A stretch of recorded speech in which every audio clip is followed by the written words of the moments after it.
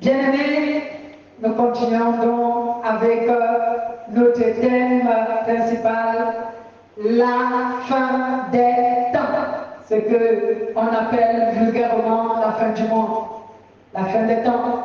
Nous sommes toujours sur notre premier chapitre intitulé « Que veut dire la fin des temps ?»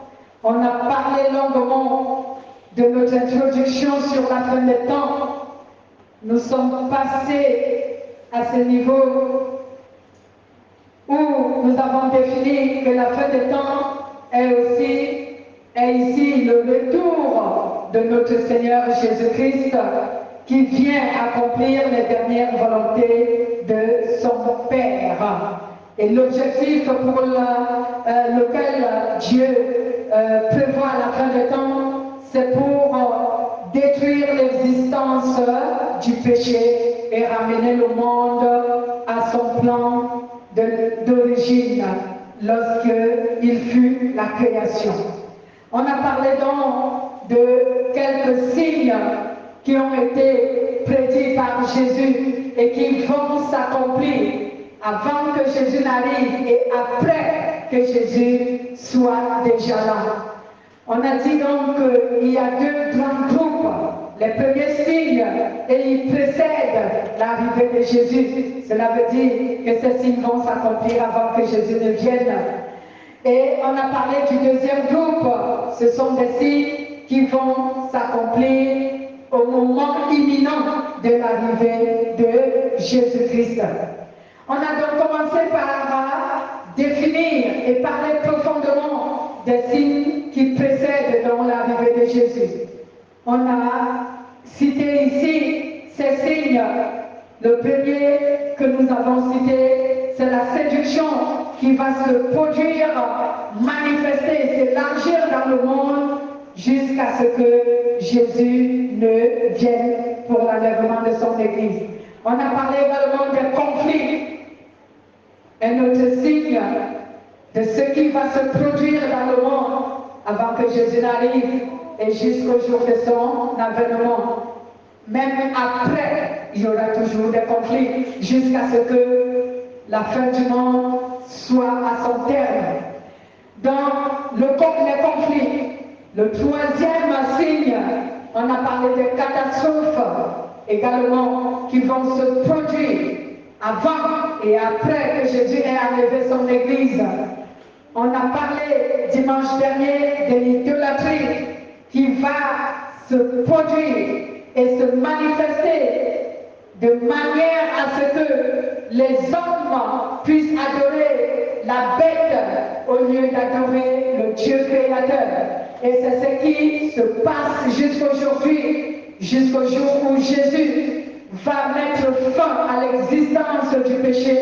L'idolâtrie aura toujours lieu. Mais, comme il a dit, ces choses vont se produire avant et même après qu'il ait enlevé l'Église. Mais toutes ces choses ne prendront fin que lorsque la fin des temps aura été à son terme. Cela veut dire lorsque le jugement dernier aura été fait. Amen. Et que l'homme, Dieu aura détruit le péché. Aujourd'hui, nous parlerons d'un autre signe, mais qui entre toujours dans le cadre de l'idolâtrie. Un autre signe, l'apostasie. Il entre toujours dans le cadre de l'idolâtrie, mais c'est un autre signe, l'apostasie. Que veut dire l'apostasie, bien-aimés? Lisons d'abord Matthieu chapitre 24 au verset 15 à 28. Que quelqu'un fasse la lecture s'il vous plaît. Matthieu 24, 15, 28.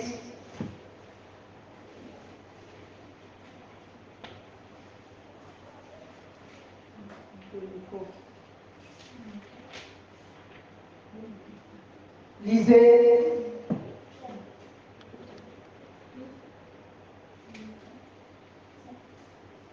À partir du verset 15 jusqu'au verset 28, faites vite. Matthieu 24, verset verset 15 à 20. À 28. À 28. C'est pourquoi, lorsque vous verrez l'abomination de la désolation dont a parlé le prophète Daniel, établi en lieu saint, que celui qui lui fasse attention. Alors que ceux qui seront en Judée fuient dans les montagnes, que celui qui sera sur le toit ne descende pas pour prendre ce qui est dans sa maison, et que celui qui sera dans les champs ne retourne pas en arrière pour prendre son manteau. Malheur aux femmes qui seront enceintes et à celles qui allaiteront en ces jours-là. Priez pour que votre fuite n'arrive pas en hiver, ni un jour de sabbat. Car alors la détresse sera si grande qu'il n'y en a point eu de pareil depuis le commencement du monde jusqu'à présent, et qu'il n'y en aura jamais. Et si ces jours n'étaient abrégés, personne ne serait sauvé. Mais à cause des élus, ces jours seront abrégés. Si quelqu'un vous dit alors, le Christ est ici, ou il est là, ne le croyez pas, car il se lèvera de faux Christ et faux prophètes. Ils feront de grands prodiges et des miracles au point de séduire, s'il était possible, même les élus. Voici, je vous l'ai annoncé d'avance. Amen. Amen. Arrêtez-vous là. Merci. Donc, bien-aimés, la Bible nous dit, ici nous parle au verset 15, il nous dit, lorsque vous verrez l'abomination de la désolation dont a parlé le prophète Daniel, établi dans le lieu saint, que celui qui lui fasse attention. Il s'agit ici de l'apostasie. Amen. L'apostasie, qu'est-ce que c'est? L'apostasie est le reniement de la foi en Jésus-Christ. C'est le reniement de la foi chrétienne. En d'autres termes, c'est l'abandon des principes de la parole de Dieu et de la doctrine de Jésus-Christ. C'est cela l'apostasie. L'apostasie est le reniement de la foi chrétienne. En d'autres termes, c'est l'abandon des principes de la parole de Dieu et de la doctrine de Jésus-Christ.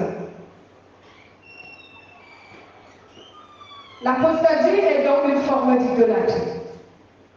Lorsque tu abandonnes la foi en Christ, que deviens-tu? Tu deviens un impie, un pécheur.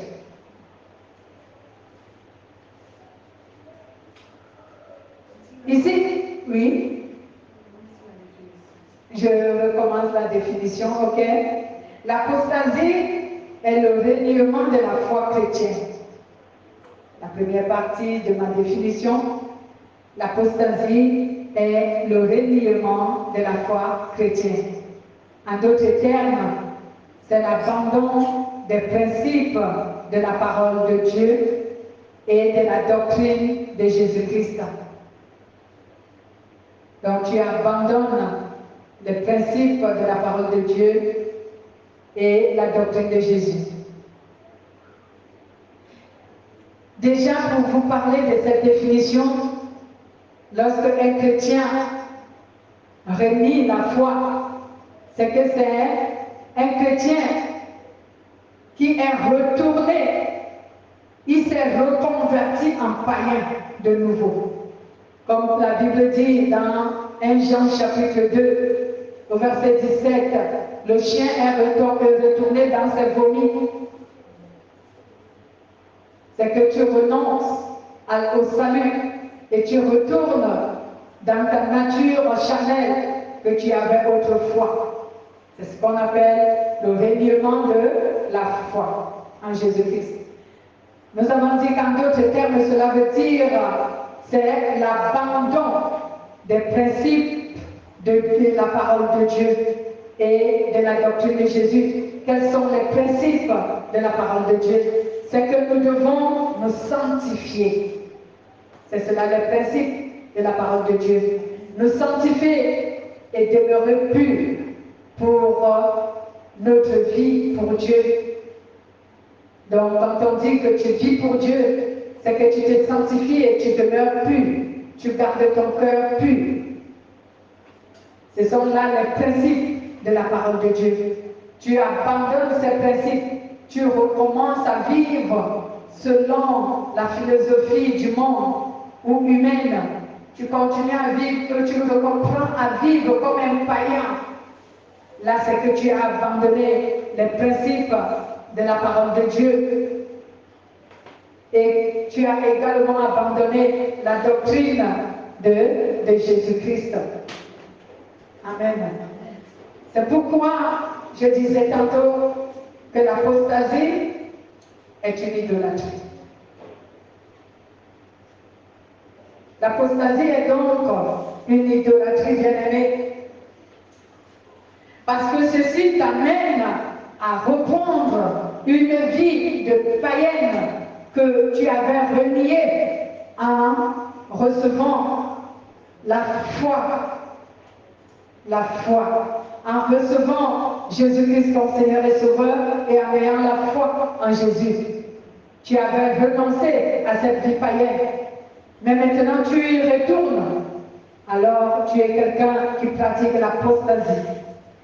Et elle va plus loin que ça. Vous allez voir ça en amont. Elle va plus loin que cela. Donc à cause de la forte croissance de l'idolâtrie dans le monde, certains abandonneront la foi et la sainteté et s'attacheront aux principes du monde et à des doctrines des démons. Donc, à cause de ce que l'idolâtrie ira grandissant dans le monde, certains chrétiens, certains de ceux qui croient en Dieu, vont abandonner la foi et ils vont s'attacher aux principes du monde et à des doctrines des démons. Malgré qu'ils se feront appeler des chrétiens, mais ils ne vivront pas comme des chrétiens, ils vivront comme des païens.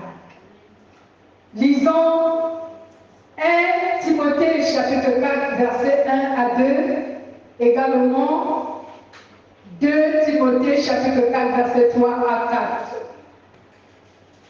4. 1 Timothée chapitre 4 verset 2 à 1, mais aussi 2 Timothée chapitre 4 toujours au verset 3 à 4.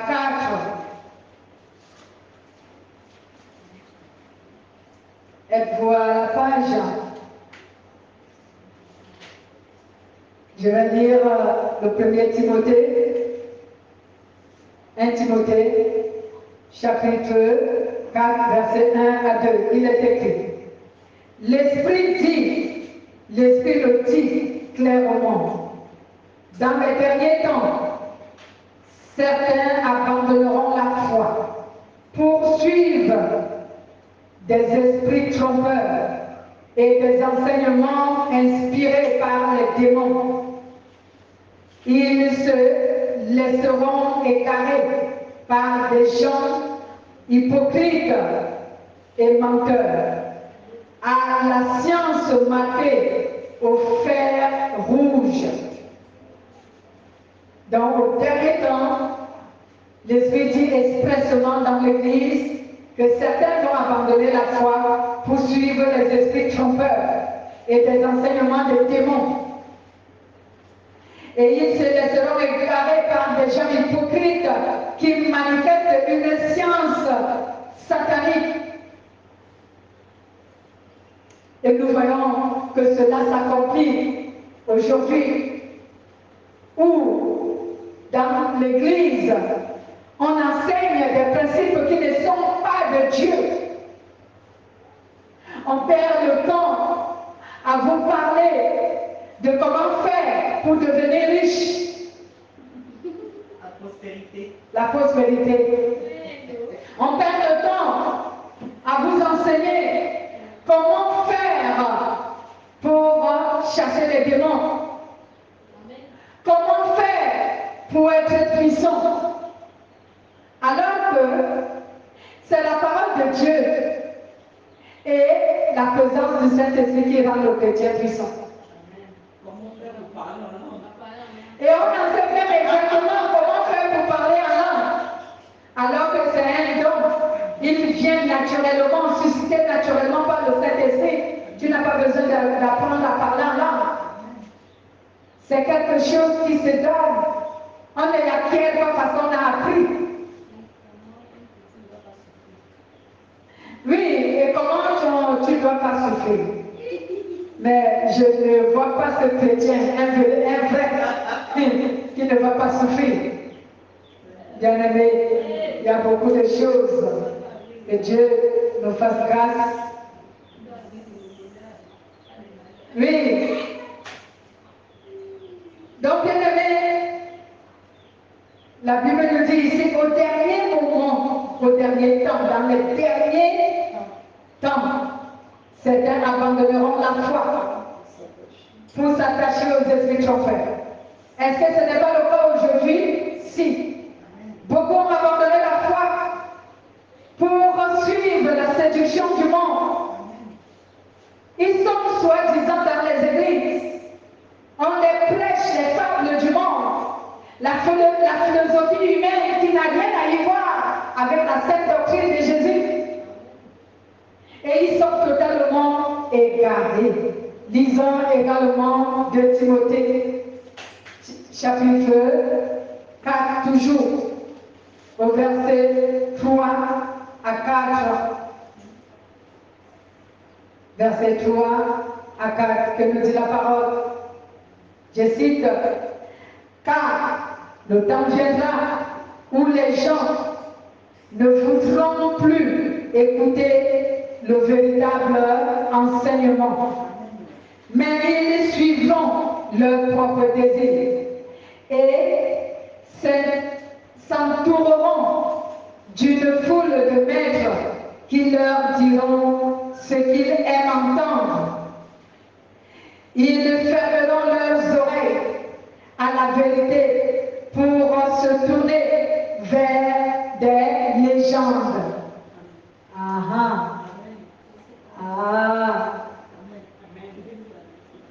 Oui, lisez votre version de Louis II. Moi, c'est le français courant.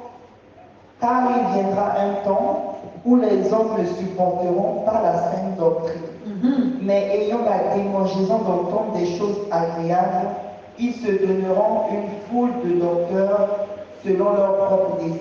Exact. Détourneront l'oreille de la vérité et se tourneront vers les fables. Mais toi, merci bien-aimé pour la lecture de votre version Louis II.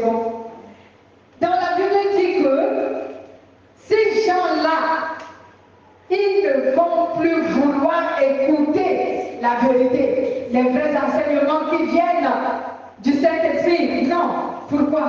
Parce que cela dénonce leur péché. Parce que cela expose leurs secrets. Parce que la parole de Dieu les juge. Alors ils ne voudront plus entendre cette vérité qui les juge. Mais ils vont se donner des pasteurs selon ce qu'ils veulent entendre. Amen. Donc ils iront vers les menteurs qui leur diront ce qu'ils veulent entendre. Amen. Et c'est comme ça qu'ils seront séduits. Ils resteront là pour écouter le mensonge. Bien aimé, ce n'est pas seulement la personne qui est au dehors. Cela veut dire celui qui ne fréquente pas l'église, qui a renié la foi. D'ailleurs, lui, il n'a jamais eu la foi. Comment on peut dire qu'il a renié la foi? Parce qu'il est dehors, il ne fréquente pas l'église. Mais on fait allusion ici aux gens qui, soi-disant, fréquentent les églises, mais qui renient la foi et sa puissance. Ils te diront, si tu leur parles, ils te diront, non, comment peux-tu dire qu'on renie la foi? Moi, j'ai la foi en Jésus. Leur foi en Jésus que tu entends, qu'ils ont la foi en Jésus, c'est que Dieu leur a donné un bienfait. Parce que Dieu leur a béni. Là, il dit, oh, j'ai la foi. Mais lorsque viennent les difficultés qui démontrent la foi d'un chrétien, qui éprouvent la foi d'un chrétien, à ce moment-là, ils n'ont plus de foi. La foi finie. Et c'est ce que j'appelle souvent la foi éphémère. Oui, la foi éphémère, parce que je vous ai dit qu'il y a deux formes de foi. Il y a la foi véritable et il y a la foi éphémère. La foi véritable, elle est basée et suscitée par la parole de la vérité. Amen. La foi éphémère, elle est basée et suscitée par la parole du mensonge. Amen. Donc quand tu vois quelqu'un en train de gesticuler, oh j'ai la foi, c'est qu'il est béni. Mais dès que viennent les épreuves, tu ne vas plus voir sa foi. Parce que quoi? Parce que sa foi n'est pas vraie. Elle n'est pas véritable, c'est une foi éphémère. La personne fait une chute libre. Et oui, elle fait une chute libre, du 80 étages jusqu'au sol. Aïe, aïe, aïe, Jésus, pitié.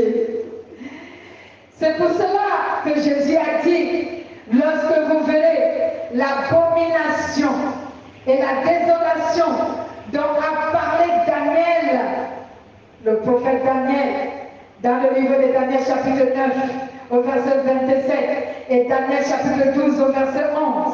Lorsque vous verrez cette abomination de la désolation établie dans le lieu saint, et il dit que celui qui y fasse attention, parce que ce verset est tellement profond, vous allez le connaître, c'est lui que nous allons beaucoup plus parler aujourd'hui, ce verset 15. Qu'est-ce que cela veut dire lorsque vous verrez l'abomination de la désolation assise en un lieu saint? Cela veut dire que lorsque vous verrez l'homme impie et le fils de la perdition et son armée assiégeant Jérusalem et le temple de Dieu, là où il ne devrait pas se tenir. Je vais reprendre l'explication que je vous ai donnée. Quand on dit lorsque vous verrez l'abomination de la désolation dont a parlé le prophète Daniel établi en un lieu saint, on dit il est établi. Cela veut dire quoi? Cela veut dire que lorsque vous verrez l'homme impie, le fils de la perdition et son armée assiéger Jérusalem. Donc Jérusalem est le lieu saint. L'abomination et la désolation, c'est l'homme impie et le fils de la perdition. Je vais vous en expliquer encore un peu plus en amont. On y arrive. Donc lorsque vous verrez dans ce fils de la perdition, cet homme impie qui est allé s'établir à Jérusalem et qui entre dans le temple de Dieu, là où il ne devrait pas être.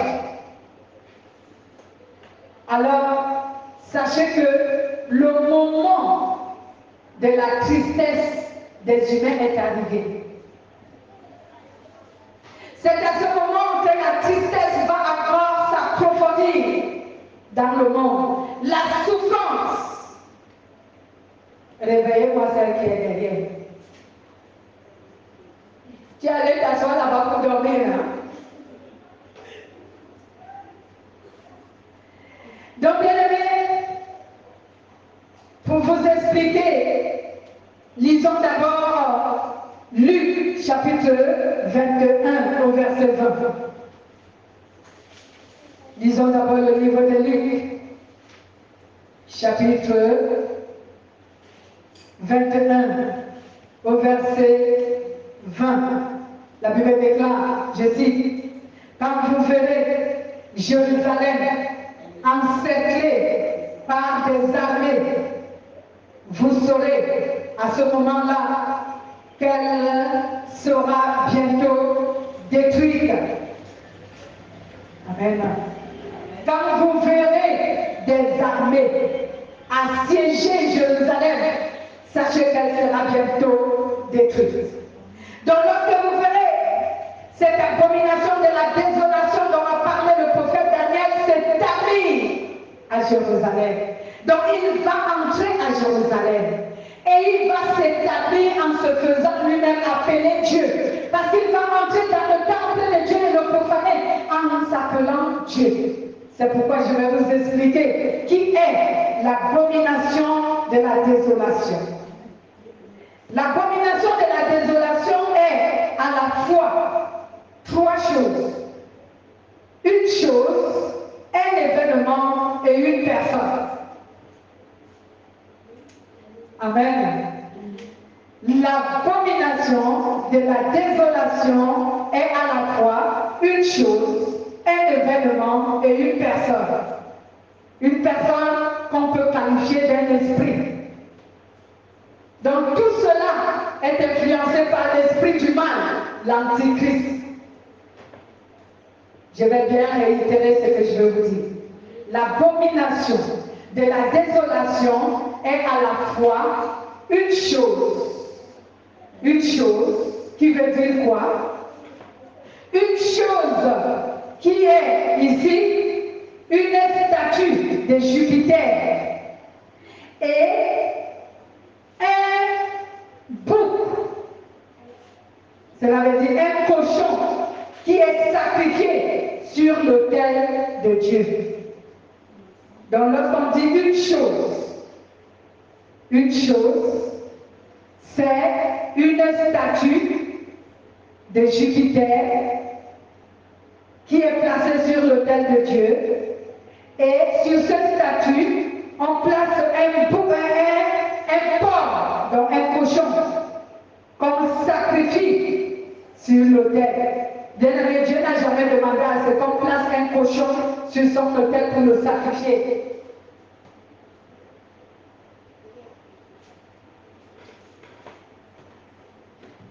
Je vais reprendre.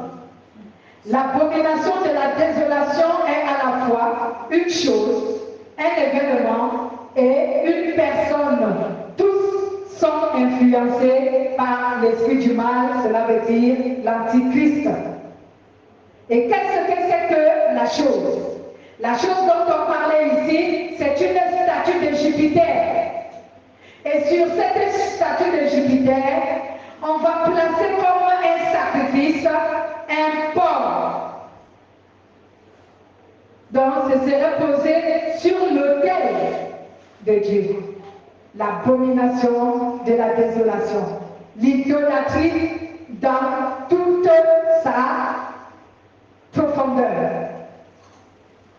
Maintenant, un événement c'est-à-dire la profanation du temple de Jérusalem.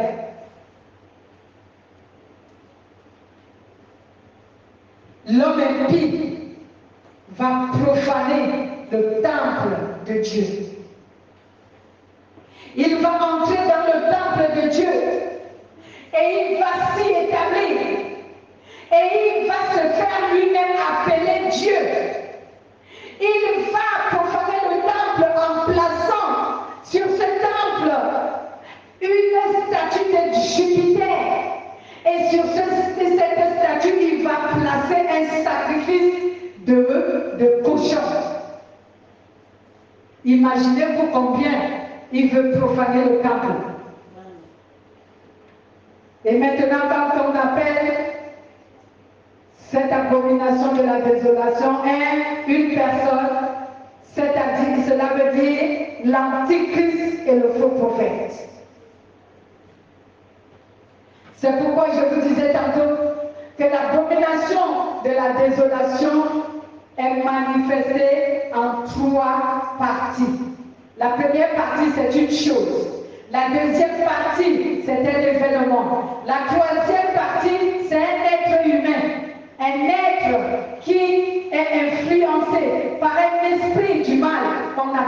l'antichrist et le faux prophète.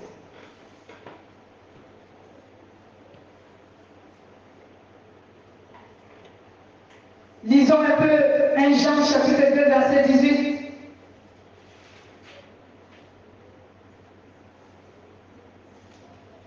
Jean chapitre 2 verset 18.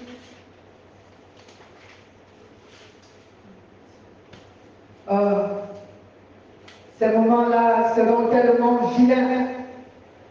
Je pense combien le Seigneur va être triste de voir cela. 1 Jean chapitre 2 verset 18, il est écrit: Mes enfants, voici la dernière heure. Vous avez entendu dire que l'adversaire du Christ va venir. Or, maintenant, de nombreux adversaires du Christ sont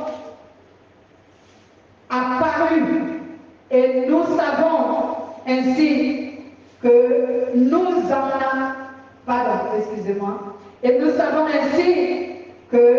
en sommes à la dernière heure.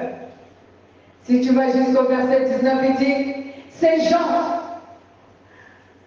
nous ont quittés, mais ils n'étaient pas vraiment des nôtres. En effet, s'ils avaient été des nôtres, ils seraient restés avec nous. Mais ils nous ont quittés afin qu'il soit évident qu'aucun d'eux n'était vraiment des nôtres. Alléluia. Mes petits enfants, vous avez appris que l'adversaire de Dieu devait venir. Or, maintenant, je vous dis qu'il y a plusieurs adversaires de Dieu. Il y a plusieurs antichrists dans le monde.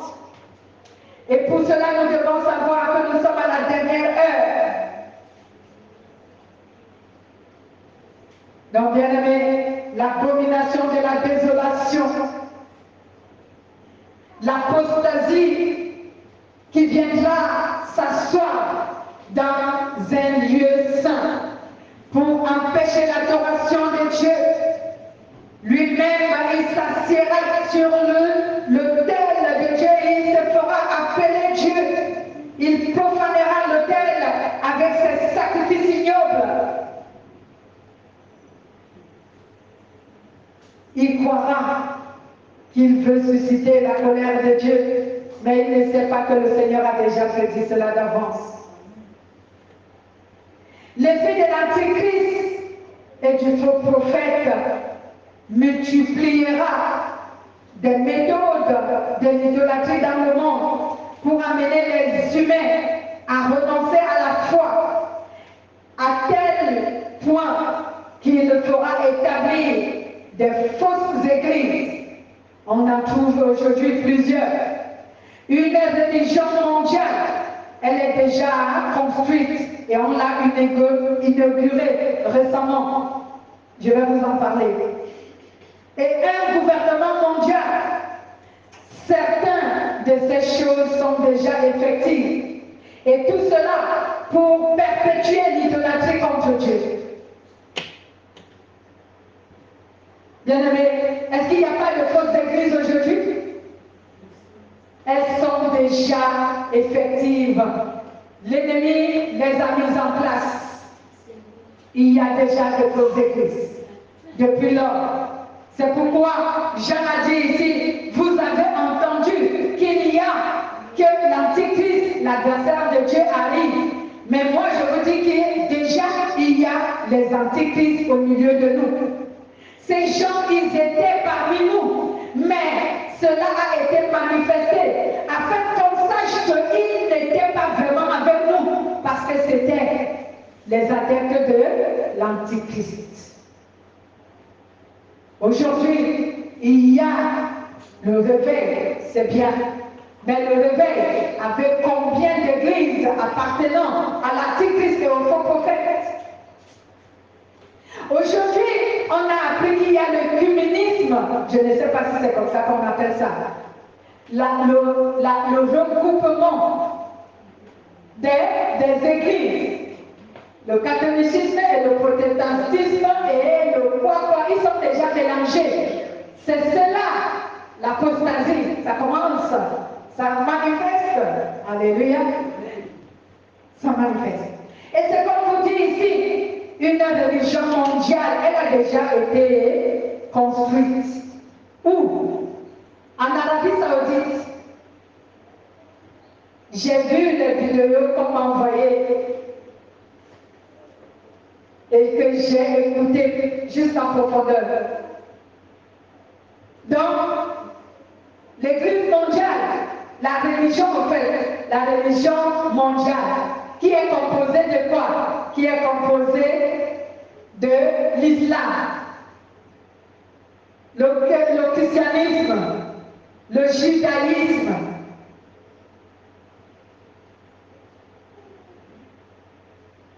Mais vous croyez que ça peut fonctionner? Ça ne peut pas fonctionner parce que toutes ces religions n'adorent pas le même Dieu. Ça ne peut pas marcher. Amen. Et c'est ça la composition des armées de l'Antichrist. Pour combattre, il pense qu'il peut combattre Jésus. En fait, il est en train de composer son armée pour se préparer à la guerre qu'on appelle la guerre d'Armageddon. Il pense qu'il va pouvoir vaincre Jésus. Il se prépare déjà. C'est la préparation. Donc il veut avoir le contrôle sur tous les domaines de la vie humaine. Dans la religion, dans la politique, dans le social, il a implanté tout ce qui est à lui pour pouvoir contrôler et s'apprêter à la guerre. Et ce serait ce qu'on va appeler, ce serait cela, la troisième guerre mondiale. Les gens se disent que la troisième guerre mondiale, c'est, je ne sais à quoi ils prétendent ou qu'ils espèrent. Mais c'est cette troisième guerre mondiale qui est en train de se préparer, la guerre d'Armageddon.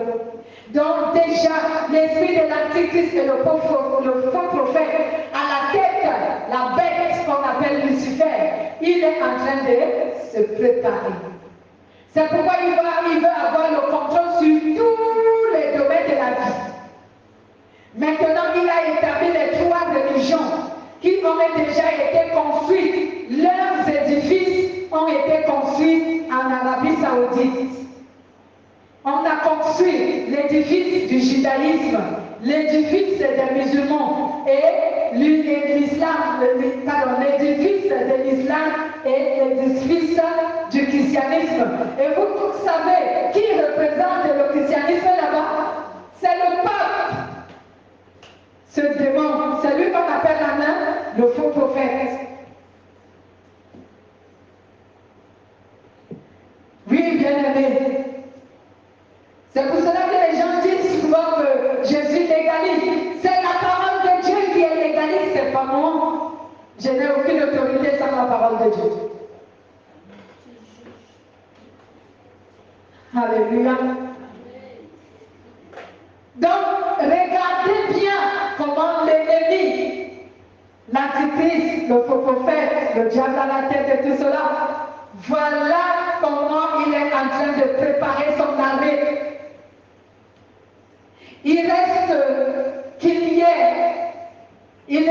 seulement qu'il établit le gouvernement mondial. Et ce gouvernement mondial sera composé de 10 pays dans le monde. 10 pays.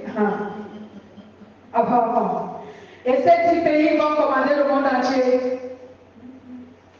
Selon eux. Je dis bien selon eux, selon leur projet. Mais ils ne savent pas ce que Dieu leur réserve. Nous, on le sait parce que c'est écrit dans la Bible. Amen. Nous, on sait ce que Dieu leur réserve. C'est écrit dans la Bible. Lisons d'abord, avant de continuer, comme je disais tout à l'heure, l'esprit de l'Antichrist et du faux prophète multipliera des méthodes de l'idolâtrie dans le monde pour amener les hommes à renoncer à la foi en Jésus-Christ, à tel point qu'il établira des fausses Église, une religion mondiale et un gouvernement mondial. Et ainsi, il se préparera à la guerre d'Armageddon, afin d'avoir, selon lui, pour avoir la victoire sur le royaume de Dieu, sur Jésus. Mais il n'aura pas la victoire. Lisons d'abord 2 Timothée.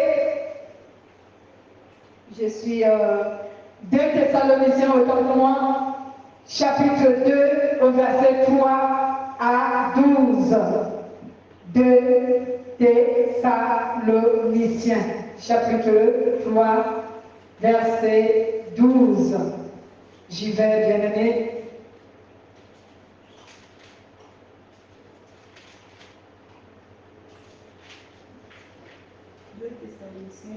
Oui, 2 Thessaloniciens, au chapitre 2, verset 3 à 12.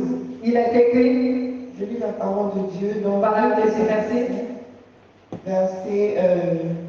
Chapitre 2, verset 3 à 12. Que personne ne vous séduise d'aucune manière, car il faut que l'apostasie soit arrivée auparavant et qu'on ait vu paraître l'homme du péché, le fils de la perdition.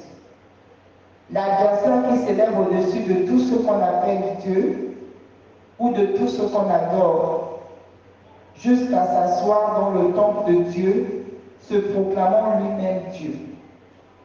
Ne vous souvenez-vous pas que je vous disais ces choses lorsque j'étais encore chez vous?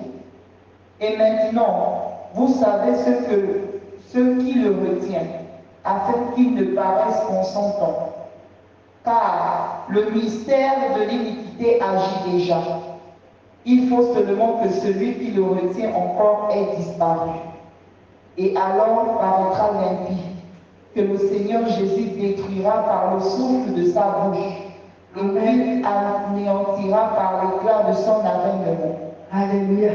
L'apparition de cet impie se fera par la puissance de Satan, avec toutes sortes de miracles, de signes et de prodiges mensongers, et avec toutes les séductions de l'iniquité pour ceux qui périssent parce qu'ils n'ont pas reçu l'amour de la vérité pour être sauvés. Aussi, Dieu leur envoie une puissance d'égarement pour qu'ils croient au mensonge, afin que tous ceux qui n'ont pas cru à la vérité, mais qui ont pris plaisir à l'injustice, soient condamnés. Amen. Pour nous, frères bien-aimés du Seigneur, nous devons à votre sujet rendre continuellement grâce à Dieu, parce que Dieu vous a choisi dès le commencement pour le salut. On s'arrête là. Merci beaucoup. Gloire à Jésus. Pour nous, Dieu nous a choisis depuis le commencement. Amen. Donc on voit ici que, bien aimé, l'homme impie dont je parlais en amont, celui dont Jésus a appelé ici l'abomination de la désolation, celui qui va provoquer l'apostasie pour amener les hommes à renoncer à la foi et au principe de Dieu. Il va s'asseoir dans le temple de Dieu pour le profaner et faire cesser l'adoration, faire cesser les sacrifices que les hommes manifestaient pour la gloire de notre seul et unique Dieu, Jésus-Christ. La Bible déclare que sa méchanceté va accroître beaucoup et il va œuvrer pour nuire. Il va œuvrer pour nuire. Il va œuvrer pour empêcher que l'homme puisse adorer et parler de Dieu. Vous allez voir que viendront les temps où même la loi ou encore même ces tribunaux, quand on va établir le gouvernement mondial, ils vont voter les lois contre la foi chrétienne. Ça va arriver. Ils vont voter les lois contre la foi chrétienne. Ils vont tout faire pour empêcher les gens d'adorer Dieu. Ils vont tout faire, ils vont tout mettre en place pour que les gens n'aient pas la facilité d'adorer Dieu. Cela va arriver. Les lois seront votées pour empêcher les hommes d'avoir la facilité d'adorer Dieu. Comme il en est le cas dans certains pays aujourd'hui. Cela est le cas dans certains pays aujourd'hui. Les chrétiens n'ont pas la facilité d'évoquer Jésus dans certains pays. Et cela va se perpétuer dans le monde entier lorsque ce temps va arriver. Lorsque ce temps va arriver, cela va se manifester. Tu auras des difficultés pour adorer Jésus. Tu ne vas plus confesser Jésus en public comme tu le fais aujourd'hui. Parce qu'il y aura des lois qui seront établies pour t'empêcher de le faire. Et il y aura les adeptes de Satan, de l'Antichrist, qui vont œuvrer pour t'empêcher de le faire. Je bénis Dieu que nous, ici, nous ne sommes pas encore arrivés là. Mais sachez que dans certains pays, les gens n'invoquent pas le Christ facilement. Ils sont cachés dans les maisons, dans les grottes, pour invoquer Dieu. Et d'autres, on les tue et on les brûle. Toi, tu peux donc adorer Dieu librement aujourd'hui. Il faut donc que tu glorifies Dieu. Lisons Daniel, chapitre 11, verset 31. Nous allons revenir après sur 2 Thessaloniciens. Daniel.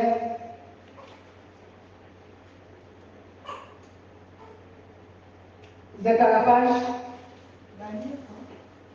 11. 11, 33. 31 autant pour moi. J'ai lu la parole de Dieu dans Daniel chapitre 11, verset 31. Oui. Des troupes se présenteront sur son ordre. Elles profaneront le sanctuaire, la forteresse. Elles feront cesser le sacrifice perpétuel et dresseront l'abomination du dévastateur. Il séduira par les flatteries des traîtres de l'Alliance, mais ceux du peuple qui connaîtront leur Dieu agiront avec fermeté. Amen.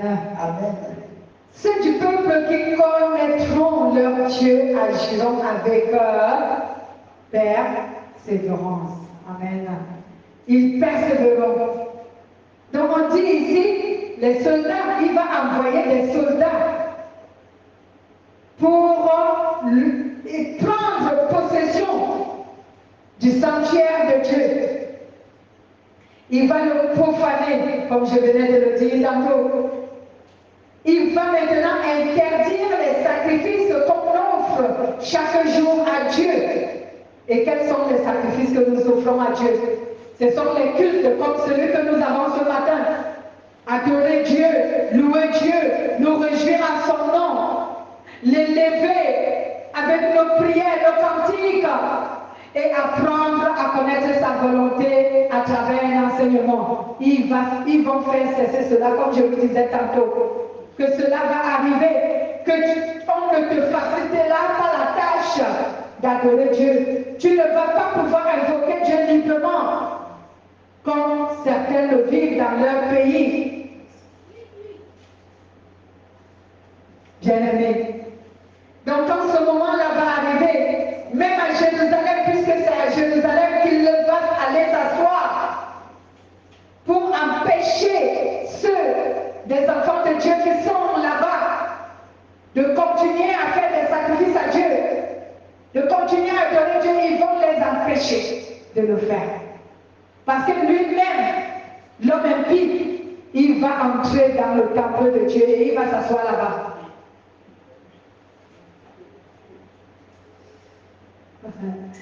Ah, Jésus. Mais la parole de Dieu nous a dit, ceux des enfants de Dieu qui vont demeurer persévérants vont gagner. Amen. Amen. C'est des enfants de Dieu qui vont demeurer persévérants. C'est pour cela que Jésus a dit, retournons dans le livre de Matthieu.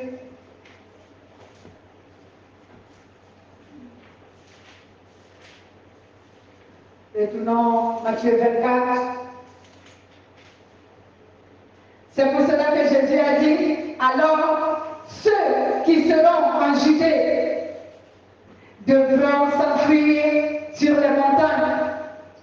Celui qui sera sur la terrasse de sa maison ne devra pas descendre pour reprendre ses affaires à l'intérieur. Et celui qui sera dans le champ ne devra pas retourner chez lui pour emporter son manteau. Quel malheur ce sera en ce jour-là pour les femmes enceintes et pour celles qui allaiteront. Priez Dieu pour que cela n'arrive pas, que votre fils n'arrive pas pendant le temps de l'hiver, les mauvais jours. Bien-aimés. Il dit car en ce temps-là, la détresse sera plus terrible que toutes celles qu'on a connues depuis le commencement du monde jusqu'à maintenant. Et il n'y en aura plus jamais de pareil. Donc quand cet instant-là va arriver, donc pour que vous compreniez le message d'aujourd'hui, l'apostasie a commencé, mais elle n'est pas encore arrivée à son terme. Amen. Elle a commencé de cette manière qu'il y a déjà des fausses églises qui sont établies.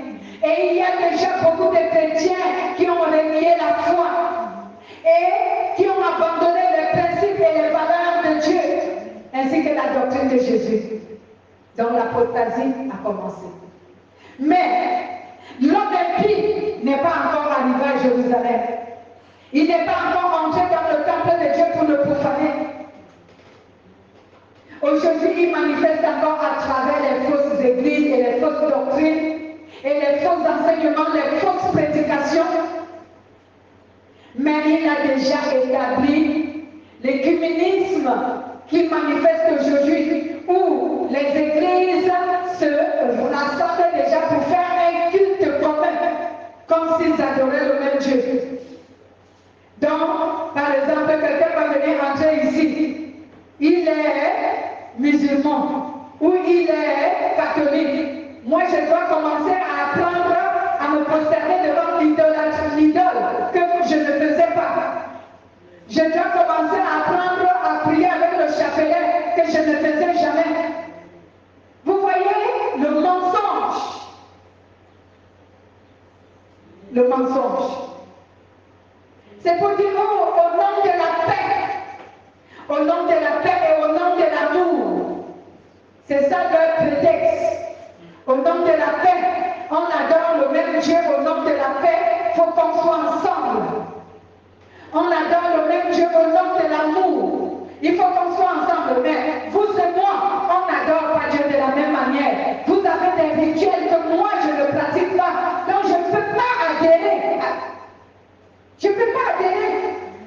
Je ne vais pas faire les rituels que vous faites. Moi, quand j'adore mon Dieu, je n'ai pas besoin de me tenir devant une statue. Je n'ai pas besoin d'avoir un chapelet sur mes mains. Je n'ai pas besoin de cela. Moi, j'adore mon Dieu uniquement à travers la parole, une conversation avec lui. Je n'ai pas besoin d'un talisman. Je n'ai pas besoin d'un chapelet. Je n'ai pas besoin d'une statue ou d'une statuette. Je n'ai pas besoin d'une prière qui a été formée par je ne sais qui pour la faire. Je ne fais pas une récitation d'une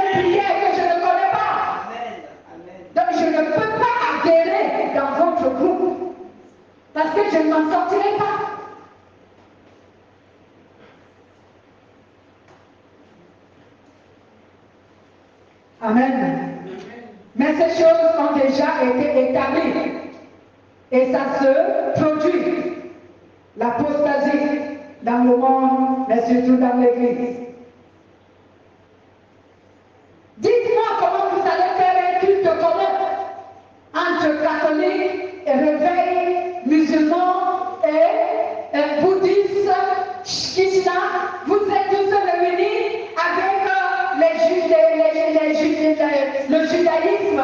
Dites-moi comment vous allez faire ce culte. Impossible, puisque vous n'avez pas les mêmes rituels. Comment vous allez faire?